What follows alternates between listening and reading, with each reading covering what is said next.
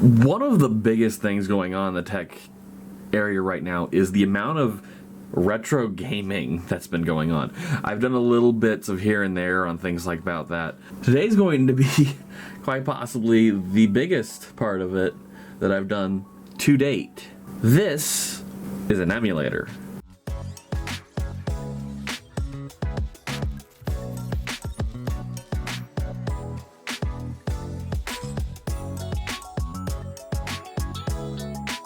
So before I talk more about this, don't forget to like the video if you liked the video and subscribe to the channel. Also, link is down below to the merch store. Go get some great merch.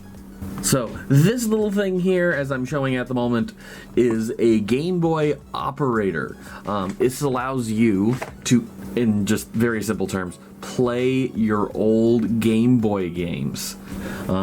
It actually is really cool. I can show you a bit more about it later, but let's talk a little bit more about the product they have. It's very simple, to be honest. You slot in the Game Boy game as normal. You do need to kind of check to see if your Game Boy games are still okay. A lot of them have batteries in it, like there, that when they go bad, the game's pretty much done. I believe, though, they have on their Reddit a couple people that actually have saved a few. So you might be able to talk to them about how to go about that. It connects to your computer using a USB-C Type A. Don't really know much past that. I can tell you though, it looks sick. Because even on the picture here, you can see every bit of what is going on inside of this. There is a little LED right here. You can turn that off. It's just a bright white light. As far as I can tell, it doesn't do RGB yet, or at least this version doesn't. They are talking about doing other emulating. I think they were talking about, what were they talking about doing? I can't find it, but I know they were talking about doing another one, and I can't remember what it was. But they have a download for Linux, a download for Mac, a download for Windows. They do say, actually, in all the paperwork that I could find, that their Linux download, and this makes sense, and just the general platform for Linux, is a lot more customizable, and the Windows and Mac OS versions aren't as customizable. However, they still function. So let me show you guys a bit of how this works.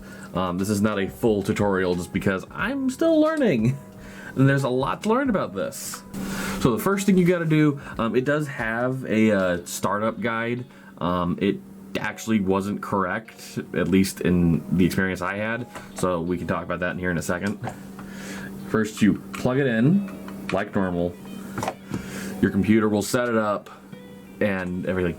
If it doesn't, you might need to try a different USB port. I had a couple of problems with it. You do need to download their software. So once it's plugged in and the computer sets it up and recognizes it, start the app. It'll do a little thing here, and it is telling you to insert your cartridge. This is my first problem with the startup gear. This is my first problem with the startup list. It actually says to put the cartridge in and then start the program. That did not work, and it actually made me really frustrated. But then you choose a game. We're gonna choose Pirates of the Caribbean because it's simple. And there we go. It immediately takes it up. If this is your first time entering it, like, let me see, what's the one I haven't entered in yet? There we go. Spy Kids 3D. This is new. This does not know the title. So, doesn't think the cartridge is clean. That's possible. It was not clean. That is actually kind of cool though, that it has that kind of functionality. You launch it, it downloads, and then you're good to go. Another cool thing, I can't expand this too much. Don't go away. So I'll do my best with this size of a screen. This is all your settings for this. The important one, I think, to a lot of you is gonna be down here. I'm still trying to understand all of this. It's gonna take me a while. And some of these, when you change them, does require a restart of the program itself. There's also audio, input auxiliary devices, all of these sorts of things. There's even gamepad settings. The LED, like I was talking about, here, I have it on dark mode currently. Yeah, right there. It's a very, very annoying LED light that will stare at you.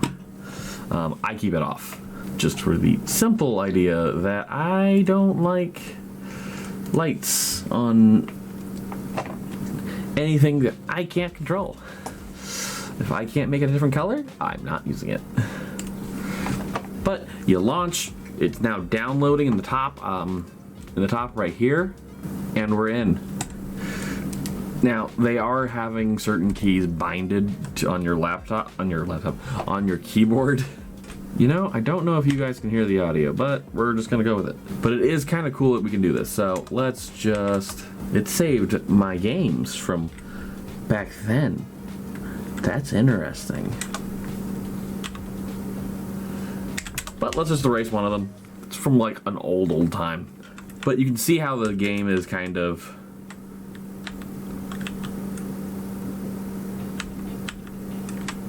right. But it's a really simple item to use.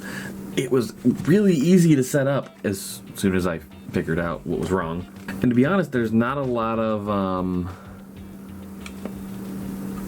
kajiggering, I guess is the right word. With a lot of emulators that I've heard of, it's a lot more you setting things up and moving things around to how you like it. This is basically keeping it the same quality you would have had it on that Nintendo, which is a simple idea, and it keeps it very simple. Also makes it so that they can really make sure they can do a lot of these and make sure more for quality assurance that these are good, which is a thing. This is acrylic, so I'm not gonna say that it doesn't have a fair amount of smudges. That might be my only problem with it, is that it's acrylic, so it's gonna get scratches and smudges all over, especially with you shoving in little cartridges of all kinds. However, this is also keeping e-waste out of a lot of landfills, which is a very big thing for me. So in the end, if I were to say on if you should get an Epilogue, it more depends, A, do you have a lot of Nintendo Game Boy games that you want to play and also have the ability to get or have lying around like I do? A lot of these are from when GameStop was still selling these. That's not something I can really answer for you guys. What I can answer for you is this is an incredibly easy tool to use your old games, your retro games, as I guess these are now technically considered. That hurts, it's from my childhood. And it has now earned a permanent spot on my desk. So thank you guys again for tuning in. Don't forget to like the video if you like the video, subscribe to the channel. Also, link is down below to the merch store. Go get some great merch. If you guys enjoyed this video, how about you guys go check out the video I did about the old games that are still on Steam that you can play right now from the old original Xbox, as well as the PS2 and PS1 games that are still playable and you can play right now on Steam. I might actually play some Wolfenstein later. Ooh, that sounds good. I haven't played Wolfenstein in forever. Thank you guys again for tuning in, and have a good day.